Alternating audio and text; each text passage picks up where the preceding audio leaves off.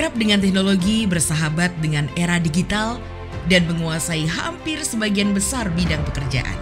Ya, itulah generasi milenial. Tak hanya itu, generasi ini juga memberi warna yang dominan pada dunia profesionalisme. Generasi milenial merupakan kelompok terbesar dalam struktur tenaga kerja kita. Namun tak dipungkiri, generasi ini terkesan lebih individual. Mereka cenderung mengabaikan hal politik dan lebih suka berfokus pada nilai-nilai materialistis. Lantas bagaimana masa depan Indonesia di tangan generasi milenial? Bagaimana pula makna kemerdekaan Indonesia di mata mereka? Saya hanya ingin menyampaikan bahwa negara ini ke depan ada di tangan saudara-saudara semuanya.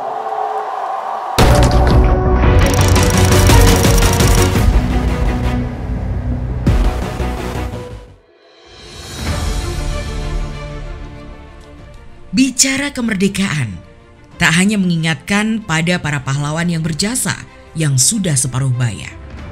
Generasi muda pun menorehkan banyak cerita bersejarah di sana. Berikan aku 10 pemuda, niscaya akan kuguncangkan dunia. Demikian pernyataan Bung Karno dalam salah satu pidatonya.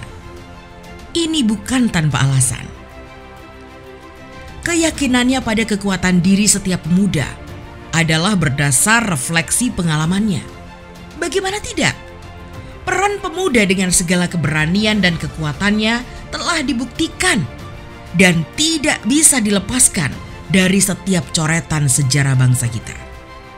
Sejak awal berkiprah, generasi muda sudah menjadi bagian tak terpisahkan dari perjalanan pergerakan Indonesia.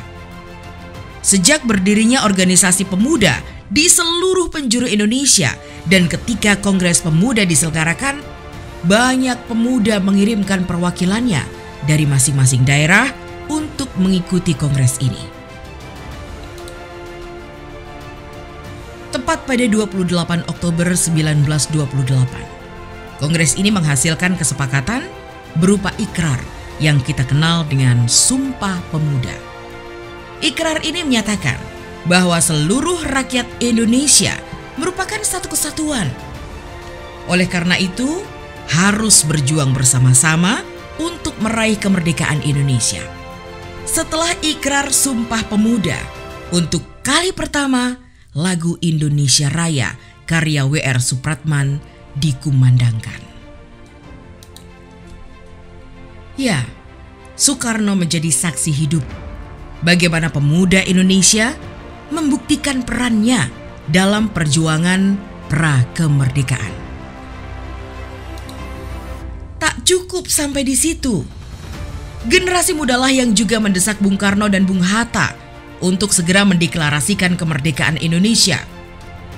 Sultan Syahrir yang kala itu mendengar kekalahan Jepang segera mengambil kesempatan dan menginisiasi untuk memaksa Soekarno-Hatta memproklamasikan kemerdekaan Republik Indonesia. Paksaan itu tidak begitu saja dikabulkan mereka, hingga para pemuda harus memakai strategi lain agar Indonesia bisa segera merdeka tanpa campur tangan Jepang. Terlihat jelas dalam paparan sejarah bahwa pemuda menjadi inisiator perubahan. Wah, bagaimana dengan generasi milenial sekarang? Mungkinkah di tangan-tangan generasi milenial Indonesia makin bersinar?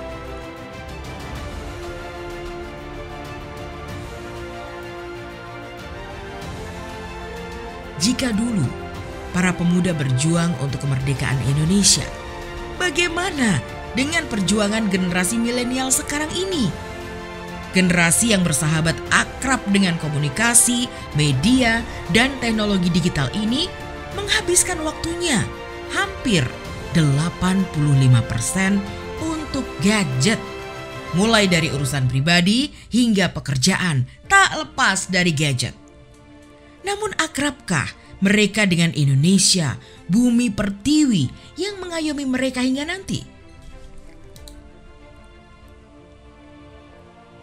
Akrabkah mereka dengan kerinduan negeri ini untuk bisa menjadi lebih baik?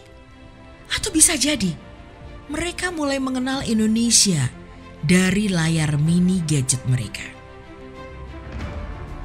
Kemerdekaan Indonesia bukanlah perjuangan dalam hitungan hari yang pendek. Perjuangan dan pengorbanan datang silih berganti hingga proklamasi kemerdekaan berkumandang nyaring di seantero Nusantara. Ini menjadi warisan negeri sekaligus menginspirasi generasi milenial untuk bisa menerapkan nilai-nilai nasionalis yang sudah ditorehkan generasi-generasi muda sebelumnya. Nilai perjuangan, kerja keras, keberanian, kepercayaan diri dan semangat dalam memperjuangkan dan memajukan Indonesia sudah sepatutnya mendongkrak jiwa nasionalis generasi milenial untuk mencintai dan menghargai Indonesia. Kini, mau tak mau, generasi milenial harus menyandang peran sebagai pilar bangsa ini, menjadi generasi penerus yang akan menahkodai negara ini. Di mata milenial, kemerdekaan Indonesia menjadi pintu kesempatan untuk mengembangkan diri. Fakta yang disematkan pada generasi milenial bahwa mereka menyukai self-improvement semakin melekat. Sebuah studi yang dilakukan pada 2015 menyatakan bahwa 95% generasi milenial memiliki resolusi pengembangan diri dan melakukannya dengan baik. Sebanyak 75% dari mereka menyatakan resolusi terkait self-improvement berhasil mereka wujudkan. Namun, apakah semangat untuk self-improvement ini diadopsi untuk mengembangkan Indonesia dalam ranah yang mereka tekuni, baik dalam bidang pendidikan, seni, sosial, maupun bidang-bidang efektif lainnya? Kemerdekaan Indonesia telah membuka kesempatan untuk terus maju dalam berbagai bidang kehidupan, termasuk dalam dunia digital. Sementara itu, kelekatan generasi milenial pada dunia digital juga patut dipertimbangkan. Tidak hanya mengenal dunia digital, tetapi milenial juga bisa hidup di dunia digital dengan keterampilan-keterampilan hidup yang seharusnya. Menjadi tantangan bagi generasi milenial untuk mengadopsi kemerdekaan ini dan membawanya dalam dunia digital. Jangan sampai kemerdekaan Indonesia yang telah diterima di dunia nyata menjadikan kita terjajah di dunia digital. Semenjak Presiden Jokowi menyerukan Indonesia Go Digital, lagi-lagi ini menjadi pintu masuk yang baik untuk merangkul generasi milenial ikut ambil bagian dalam pergerakan Indonesia. Bayangkan saja, jika Indonesia tidak melibatkan generasi milenial, kita hanya menunggu waktu saja karena pergerakannya pasti akan melambat dan bisa terhenti di mana saja. Tak ada lagi perputaran roda yang sehat, apalagi cepat. Malah kebanyakan akan cenderung melambat dan ngadat. Itulah mengapa Presiden Jokowi begitu berani menggandeng generasi milenial yang berkompeten untuk menduduki posisi strategis dan begitu optimistis bahwa generasi milenial akan mempercepat kemajuan UMKM. Kemerdekaan Indonesia telah memberi kesempatan bagi banyak aspek untuk mengalami perubahan dan kemajuan. Tak hanya dalam paradigma hidup, melainkan kecakapan hidup. Tak lagi hanya berpijak dari teori di buku, melainkan dari pengalaman menjelajah dan mengeksplorasi banyak hal di berbagai ranah media digital dan segala strategi yang ditawarkan. Bahkan, jika negara tak ingin melirik dan merangkul digital, jangan harap akan berjaya. Digital or die. Tempat yang luar biasa sekali, tempat para unicorn, dekakon berkumpul menjadi satu, dan saya harap ini nanti akan membawa impact yang besar untuk anak-anak muda di kota Solo. Kita pengen UMKM di Solo bisa naik kelas.